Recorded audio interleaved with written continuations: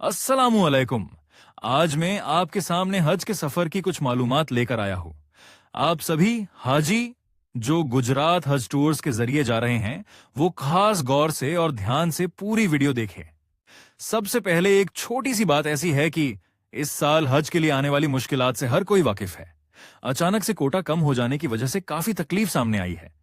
जो भी हाजी इस साल हज के लिए जा रहे हैं, उन्हें अल्लाह का शुक्र अदा करना चाहिए। लाखों की तादाद में आपके नसीब कितने बुलंद हैं कि इसी मुश्किल घड़ी में आपको अल्लाह ने हज के लिए चुना है।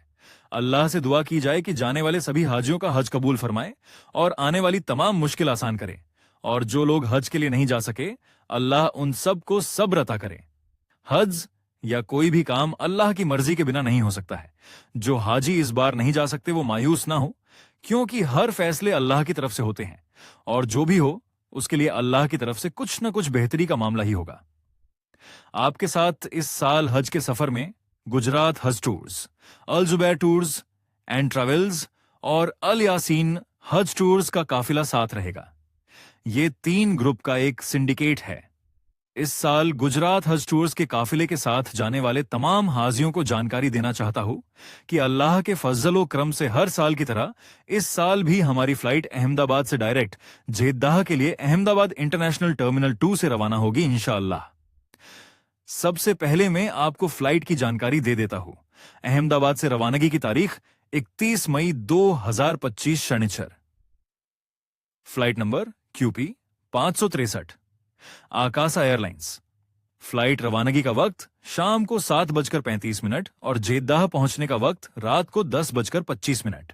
सफर के लिए कुछ जरूरी सामान जो आपको साथ रखना है: 2 से 3 जोड़ी अहराम, 5 से 6 जोड़ी कपड़े, 2 जोड़ी स्लीपर्स, ओढ़ने बिछाने के लिए एक चादर, नहाने धोने के लिए साबुन, जरूरत के मुताबिक नाश्ता, जरूरी दवाइयां डॉक्टर की चिट्ठी के साथ रखें। इतना याद रखें कि सामान जितना कम रहेगा, सहूलत उतनी ही ज्यादा रहेगी। अब कुछ जरूरी मालूमात दी जा रही है जिस पर आप खास गौर करें। आप सभी हाजी साहिबान से गुजारिश है कि 31 मई 2025 शनिचर को दोपहर 2:30 से पहले अहमदाबाद इंटरनेशनल एयरपोर्ट टर्मिनल 2 पर आकर सबसे पहले टूर ऑपरेटर से मुलाकात करनी जरूरी है। अगर कोई हाजी वक्त पर नहीं पहुंच पाएगा और एयरपोर्ट पर फ्लाइट का काउंटर बंद हो गया या अंदर जाने में देरी हो गई, तो इसलिए जिम्मेदार हाजी खुद रहेगा। आप सभी हाजी खास ध्यान में रखें कि हज का वक्त है ज्यादा। एयरपोर्ट पर भीड़ होने की वजह से आप मुश्किल में आ सकते हैं, इसलिए वक्त का खास ख्याल रखिए। और आप सभी हाजी से गुजारिश है कि एयरपोर्ट पर कम से कम तादाद में छोड़ने वालों को साथ लाए। चलिए, अब मैं लगेज के बारे में थोड़ी सी जानकारी दे देता हूं। आप सभी हाजी को टूर की जानिब से एक हाजी को एक सूटकेस, एक हैंडबैग, एक पाउच, एक चप्पल बैग, एक जानेमाज, लेडीज रुमाली, आई कार्ड वगैरह दिए जाएंगे।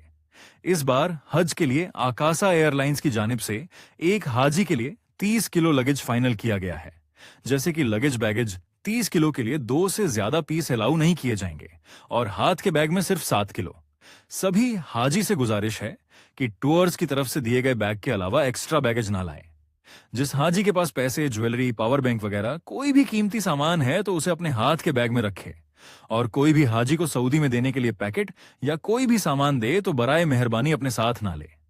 पैकेट में क्या है क्या नहीं आपको पता नहीं होता और आप मुश्किल में आ सकते हैं। अपने लिए नाश्ता सिर्फ जरूरत के मुताबिक साथ रखे। ज्यादा नाश्ता फेंकने में ही जाता है, जिससे नुकसान आपका खुद का है। सभी हाजी एक जोड़ी अहराम, स्लीपर, जरूरी दवाई, नाश्ता वगैरह अपने हाथ की बैग में रखे और डॉलर, रियाल, कीमती जेवरात, पासपोर्ट, टिकट अपने पाउच में रखे। अपने हाथ के सामान में कोई भी हाजी रेजर, लाइटर, ब्लेड, लोखंड या किसी भी तरह की धार वाला सामान न रखे। अब आपके लिए कुछ गौर करने लायक बात ऐसी है कि अहमदाबाद एयरपोर्ट से ही सभी हाजी को दिए गए आई कार्ड पहन के रखने जरूरी है। आई कार्ड पर्स में या किसी के पास ना रखे या फिर बाथरूम में ना भूल जाए, इस बात का खूब ख्याल रखना है, क्योंकि आई कार्ड आपकी पहचान है। एक बात यह भी खास याद रहे और गौर और फिक्र करे कि किसी भी तरह के कार्ड या बेल्ट मुअल्लिम के जरिए दिए जाते हैं तो उसे पहने रखना बहुत जरूरी है। नुसुक कंपनी से आई कार्ड दिया जाएगा। वो कार्ड आपकी हज की आइडेंटिटी है और उसके बिना हरम शरीफ या मीना और अराफात में एंट्री मुमकिन नहीं है। इसलिए एक बार फिर से आप ध्यान दें कि दिए जाने वाले कार्ड या बेल्ट आपके लिए बहुत ही अहम है। जेद्दाह पहुंचने के बाद एयरपोर्ट पर प्रोसीजर पूरी करने में वक्त लग सकता है, इसलिए सभी हाजी सब्र से काम लेने की कोशिश करें। जेद्दाह एयरपोर्ट पर सिम कार्ड के लिए जल्दबाजी न करें। सिम कार्ड की जवाबदारी टूर ऑपरेटर की नहीं रहेगी। सिम कार्ड का बंदोबस्त हाजी को खुद ही करना रहेगा।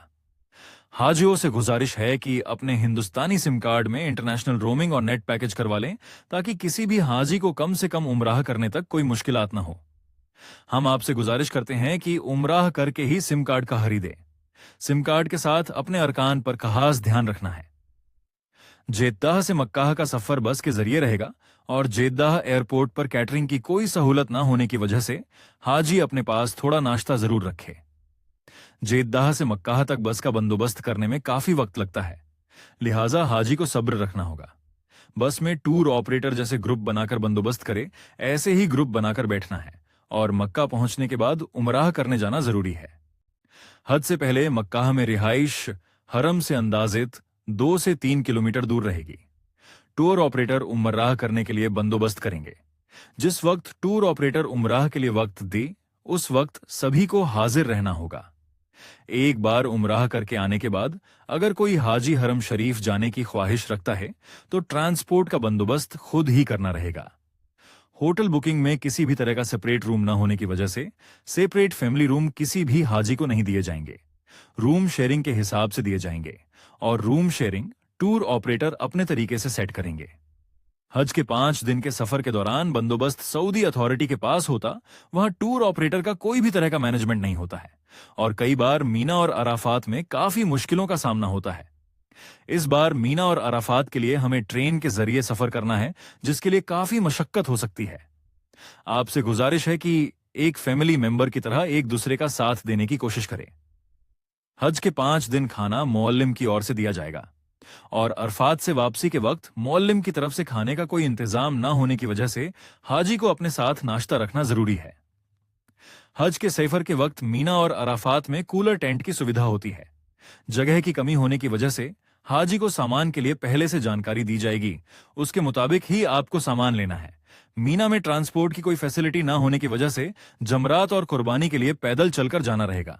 तवाफे ज़ियारत हाजी के जिम्मे रहेगी, पर उसके लिए आपको अच्छे से गाइड किया जाएगा और आपका साथ भी दिया जाएगा। हाजी से गुजारिश है कि अपने मोबाइल में जीपीएस चलाना सीखने की कोशिश करें। इसका फायदा यह है कि हज के वक्त अपने मोबाइल में लोकेशन के जरिए हर मुकामात पर आसानी से पहुंचा जा सके। आप सभी हाजी अपने साथ हैंडबैग, एक पावर बैंक साथ रखें, जिससे आपको मोबाइल चार्जिंग में परेशानी ना हो। हज के सफर के बारे में खास जान ले कि हज जिंदगी का सबसे बड़ा अहम फरीजा है और हर मुसलमान के लिए एक बार ही फर्ज है। आप सभी ने अपनी जिंदगी में जैसे तैसे करके अपनी मेहनत से और अल्लाह की दी हुई दावत के साथ जा रहे हैं। हज और उमराह के अरकानों से हम सब गाफिल होते हैं। इसी वजह से हमें हज और उमराह के अरकान सीखना जरूरी है। आप सभी हाजी अरकान की पूरी मालूमात हासिल करें। अपने मोहल्ले की मस्जिद या किसी भी उलमाए दिन से अरकान सीखने की भरपूर कोशिश करें। टूर ऑर्गेनाइजर अरकान करने के मुकाम तक ले जाएगा, आपको गाइड करेगा, पर अरकान सिर्फ हाजी को खुद को ही करना है। अरकान सीखने का सबसे बड़ा फायदा है कि आप किसी अरकान से गाफिल नहीं रहेंगे।